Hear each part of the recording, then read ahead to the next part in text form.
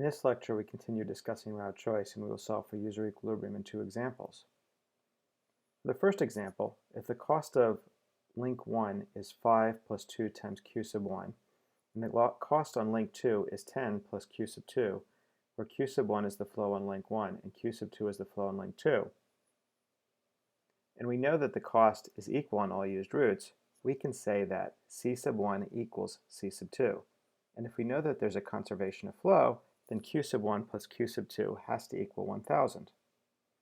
Those pieces of information allow us to solve for an equilibrium where we say that c sub 1 equals 5 plus 2 times q sub 1, and q sub 1 equals 1000 minus q sub 2. So we substitute that in, and c sub 2 equals 10 plus q sub 2. We have an equation with one unknown, and we can solve for that q sub 2 equals 665, and if q sub 2 equals 665, q sub 1 equals 335.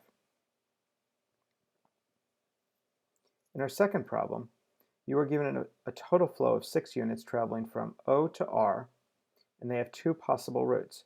There are 4 links in the system, OP, PR, and OQ, and QR.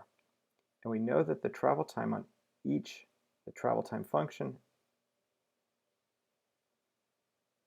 is given.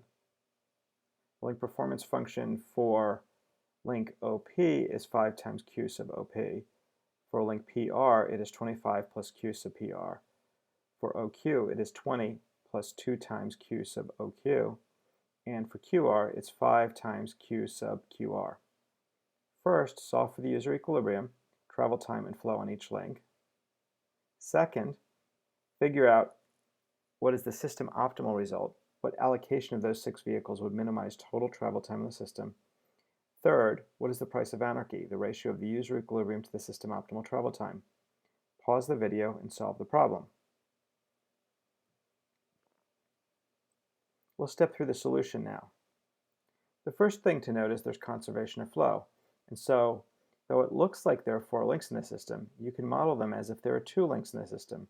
There are other ways to do this problem, and this is just one. For instance, you can keep them as separate and have additional equations and additional unknowns.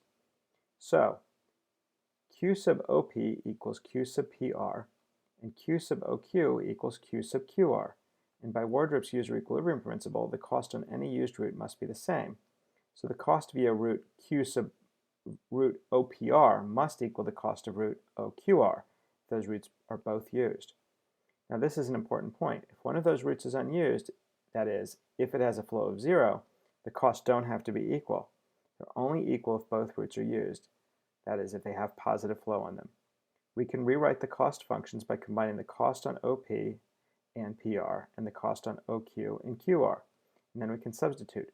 Simplifying the problem first, then we have q sub OQR equals 5/7 plus 6/7 times q sub OPR.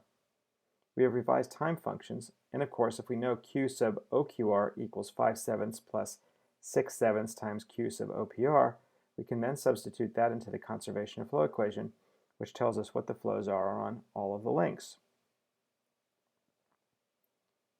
Now when you're thinking about cars that are using a link, you say, well, there's no such thing as a fractional car. If I multiplied everything in this problem by 1000, we could dismiss the fractional cars as rounding error, and it would be essentially the same problem. You could also think of it as probabilities, as another way of thinking about what fractional cars mean. But in solving it mathematically, we can get decimal numbers of vehicles. And the flow on OP is equal to PR, and the flow on OQ is equal to QR. These two flows are different, but they add up to 6 with rounding error.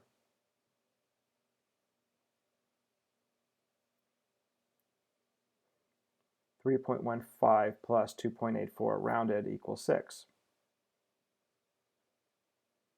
And the times on the two routes are equal, again within rounding error here. 27.8 plus 14.2 equals 42, and of course 26.3 plus 15.75 equals about the same thing. Q sub OP equals Q sub PR by conservation of flow.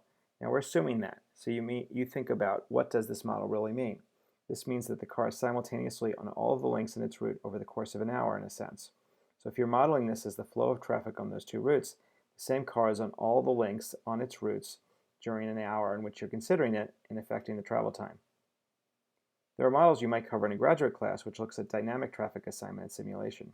These models move individual vehicles over time and look at very fine time slices and measure queues in a much more precise way. The second part of the question is about the system optimal assignment. How do you minimize the total travel time in the system? In this example, we still have conservation of flow. That always holds, but we were not interested in delay that each user is experiencing. Instead, we are interested in the total delay on the system. And the total delay in the system is the cost of the link. So in this case, the cost of the sum of the aggregated link OPR times, which is C sub OPR, times the flow on that link, Q sub OPR, plus the flow on the alternative route, Q sub OQR, times C sub OQR. And that gives you the total delay on the system. Now we know what those cost functions are, so we can substitute in. But we no longer require that the cost on route 1 equals the cost on route 2 because we're looking for the system optimal assignment. We do algebra. We're trying to minimize the total delay in the system. How do we find the minimum? Take the first derivative and set it equal to 0. Now, of course, that's calculus. You want to check the second derivative as well. So the derivative of this delay function set equal to 0 is 26 q sub OPR minus 79, which then we can solve with algebra, and we get q sub OPR equals 3.04. If q sub OPR equals 3.04, you can solve q sub OQR, and you can plug that back in and get the total cost. In this case, for the user equilibrium example, all 6 vehicles experience the same travel time of 42.01. That's 252 units of time. In the system optimal case, 3.04 units experience the travel time on OPR, and 2.96 units experience the travel time on OQR, and that equals 251.98, which is pretty close. And it gives us a price of Anarchy of 1.005. So, not too bad. So a thought question: if we wanted drivers to behave in a system optimal way, how would we get them to consider their marginal cost?